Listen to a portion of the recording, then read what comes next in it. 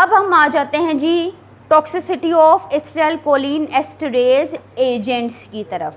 ठीक है जी, अब जी हुआ क्या, मैं बेसिकली इन इरिवर्सिबल एजेंट्स की टॉक्सिसिटी ही डिस्कस करने जा रही हूँ। भाई देखो, मेरे पास तो एंजाइम ब्लॉक हो गया, एंजाइम है नहीं, तो इट मीन्स अल्टीमेटली मेरे पास क्या हुआ, मेरी बॉडी के अंदर एसिटाइलकोलिन का लेवल बढ़ गया। इस लेवल के बढ़ने की वजह से मेरे पास टॉक्सिसिटी आएगी। ये टॉक्सिसिटी कॉज किसने की, ये टॉक्सिसिटी कॉज की मेरे ऑर्गेनोफॉस्फेट्स हैं। क्या मैं इसको कह दूं ऑर्गेनोफॉस्फेट पॉइजनिंग। अब भाई हम लोगों ने डिस्कस किया है कि जब भी एसिटाइलकोलिन का लेवल बढ़ जाए तो एसिटाइलकोलिन का आपके पास मार्केट में एंटागोनिस्ट अवेलेबल हैं। एक इसके एंटागोनिस्ट का नाम है एट्रोपिन। यहाँ तक मुझे अभी मैंने टेक्स्ट नहीं पढ़ा, लेकिन मुझे अंदाज़ा है कि ऑर्गेनोफॉस्फेट पॉइजनिंग क्या होगी कि जितने भी एसिटाइलकोलिन के आपके पास फार्माकोलॉजिकल इफेक्ट्स हैं वो सारे आएंगे। हायर डोज होगी तो जाहिर बात है कि वो एग्जैजरेटेड लेवल के ऊपर आएंगे। और मेरे पास अभी तक ये भी क्लियर है कि मैं भी इसका कोई opposing agent antagonist that is atropine इसको इस्तेमाल कर सकती हूँ। मेरे पास मार्केट में 2-PAM पैरालिडोक्साइम अवेलेबल है, मैं इसको भी इस्तेमाल कर सकती हूँ।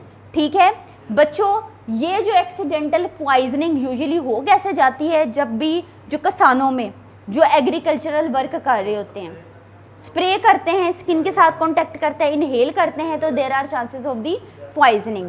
फिर भाई कुछ लोग इसे जानबूझ के भी मर्डर के केसेस में इस्तेमाल कर सकते हैं। भाई यही चीज़ आपके ऑथर ने लिखी। कुछ लोग खुद के लिए सुसाइडल केसेस में यूज़ हो सकते हैं, होमिसाइडल यानी कि कत्लो गारत के केसेस में भी आप इसको इस्तेमाल कर सकते हैं। भाई ऑर्गेनोफॉस्फेट्स की एग्जांपल आपके पास नर्व गैसेस भी हैं, जो कब इस्तेमाल करते थे, जो वॉर्स में इस्तेमाल करते थे, केमिकल टेररिज्म में इस्तेमाल करते थे अपने एनिमीज़ के लिए। भाई क्योंकि ये नर्व गैसेस हैं, इन्होंने आपके नर्व को डैमेज कर दिया, एसिटाइलकोलिन एस्टरेज को ब्रेक कर दिया, एसिटाइलकोलिन का लेवल बढ़ गया, तो इसकी वजह से जो टॉक्सिसिटीज़ आएंगी उसको भी हम लोग अभी डिस्कस करेंगे। अब ये टॉक्सिसिटी आई कैसे, क्योंकि एसिटाइलकोलिन का लेवल बढ़ गया। एसिटाइलकोलिन का लेवल बढ़ गया है तो इस एसिटाइलकोलिन ने निकोटीनिक रिसेप्टर को भी ओवर एक्टिव कर दिया, मस्करीनिक रिसेप्टर को भी एक्टिव कर दिया। ठीक है, अब क्योंकि एसिटाइलकोलिन का लेवल बढ़ गया है, क्या मैं कह दूंगी कि one condition is the cholinergic crisis, मेरे पेशेंट को कोलिनर्जिक क्राइसिस से सफ़र करेगा। बॉडी में जी आपके पास पेरिफेरल इफेक्ट्स भी आएंगे, सेंट्रल इफेक्ट्स भी आएंगे। क्लियर, क्योंकि हर किस्म के रिसेप्टर पे जाके अब आप जी मेरी जो एसिटाइलकोलिन है वो काम करेगी। अब मेरे पास ट्रीटमेंट ऑप्शन क्या है इन ऑर्गेनोफॉस्फेट्स को के लिए, या इस ऑर्गेनोफॉस्फेट पॉइजनिंग की मैनेजमेंट के लिए I will use the reactivators of the acetylcholine esterases, जो मेरे एसिटाइलकोलिन एस्टरेज को रीएक्टिव कर दें। मेरे पास बच्चों मार्केट में जो रीएक्टिव एक्टिवेटर है दैट इज़ द 2-PAM, जिसको मैं पैरालिडोक्साइम भी कह सकती हूँ। एक और अभी ड्रग का नाम पढ़ेंगे जो आपके बुक में नहीं मेंशन। ठीक है बच्चों, 2-PAM ने क्या किया, उसने रिएक्टिव कर दिया इस इनहिबिटेड एसिटाइलकोलिन एस्टरेज को। लेकिन भाई एक बात याद रखना, ये जो मेरा एंजाइम है एसिटाइलकोलिन एस्टरेज मेरे पेरिफेरी में भी अवेलेबल है, मेरे सेंट्रल सिस्टम में भी अवेलेबल है। तो भाई जो मेरी पेरिफेरी के जो एंजाइम थे उसको तो इसने रिएक्टिव कर दिया। ठीक है, CNS को मेरी 2-PAM क्रॉस नहीं कर सकती। तो भाई यही चीज़ आपके ऑथर ने इधर लिख दी, it is unable to penetrate into the CNS because it can not cross the CNS। तो CNS रिलेटेड इफेक्ट्स के लिए आप जी 2-PAM को इस्तेमाल नहीं कर सकते। What is 2-PAM?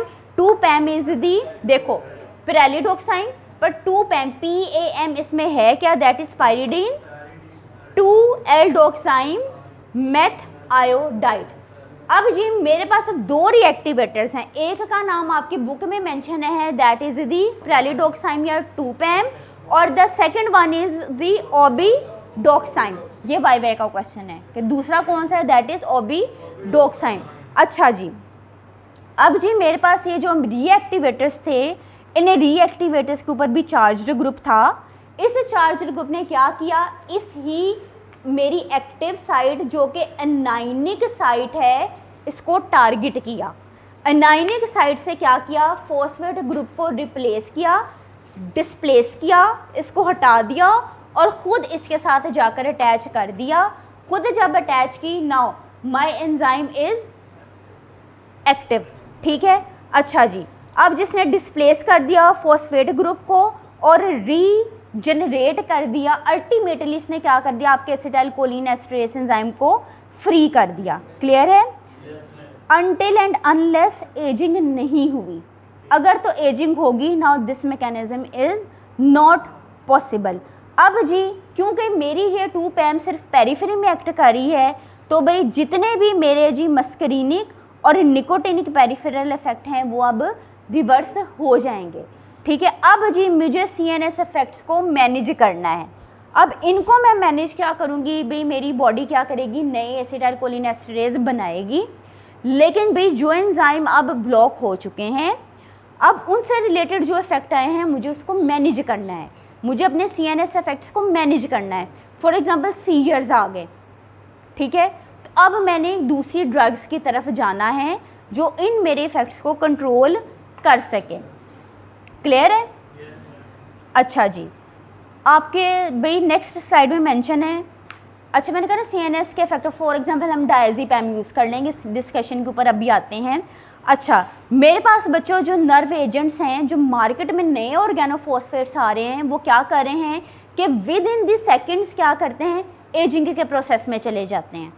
तो भाई इस वजह से अब क्या हो गया कि उस कंडीशन में जब सेकेंड्स के अंदर ही एजिंग होगी, तो तब भी आपके ये 2-PAM pralidoxime is not effective. Clear? अब जी मेरे पास ट्रीटमेंट ऑप्शन कौन सी अवेलेबल हैं, be I can give atropine to the patient. Atropine ने खाली क्या करना है, खाली और खाली आपके मस्करीनिक इफेक्ट्स को ओवरकम करना है, ऐसे ही पड़ा है ना। ठीक है, अब जी मेरे पास जी साइड इफ़ेक्ट्स बेसिकली आए कौन से थे, इस एसिटाइल कोलिन की एक्यूमुलेशन की वजह से, these were the bronchial and salivary secretions, bronchoconstriction and the bradycardia. ये जितने मस्करीनिक इफेक्ट्स हैं इसको मेरी एट्रोपिन ओवरकम कर लेगी, क्योंकि ये मस्करीनिक रिसेप्टर्स की वजह से थे। ठीक है, अब रहेगी जी CNS रिलेटेड इफेक्ट, जिसके अंदर जो आपके पास आ जाते हैं सीजर्स। अब क्योंकि बच्चों मेरे पास जो एसिटाइल कोलिन है, हम लोग न्यूरो डिजेनरेटिव डिजीज़ भी पढ़ेंगे, जैसा कि अल्जाइमर्स की कंडीशन में भी होता है कि आपके कोलिनर्जिक जो न्यूरॉन्स हैं वो डैमेज हो जाते हैं। ठीक है, अच्छा वो दिस इज़ डिफरेंट डिस्कशन।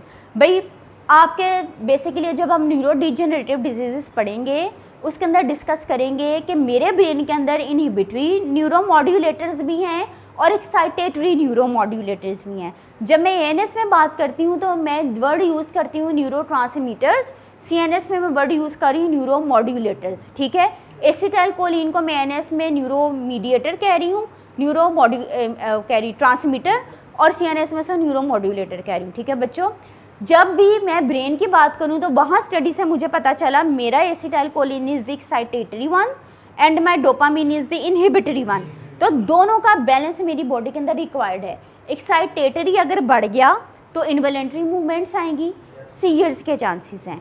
तो भाई मेरे इस इनहिबिटर ने, ऑर्गेनोफॉस्फेट ने क्या किया, मेरे ब्रेन में acetylcholine that is an excitatory neurotransmitter उसका लेवल बढ़ा दिया, जिसकी वजह से सीजर्स आ गए।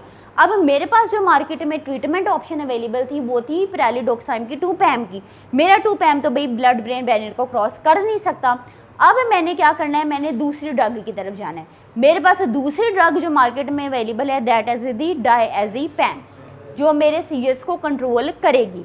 अब जी क्योंकि मैंने पढ़ा है कि एसिटाइल कोलिन का लेवल बढ़ जाए तो ब्रीदिंग डिफ़िकल्टीज़ भी आती हैं, तो डेफिनेटली मैंने एयरवेज को, अपने पेशेंट के एयरवे को मैनेज करना है। फॉर एग्जांपल मैं उसे आर्टिफिशियल रेस्पिरेशन दे सकती हूँ इफ़ इट इज़ नीडेड।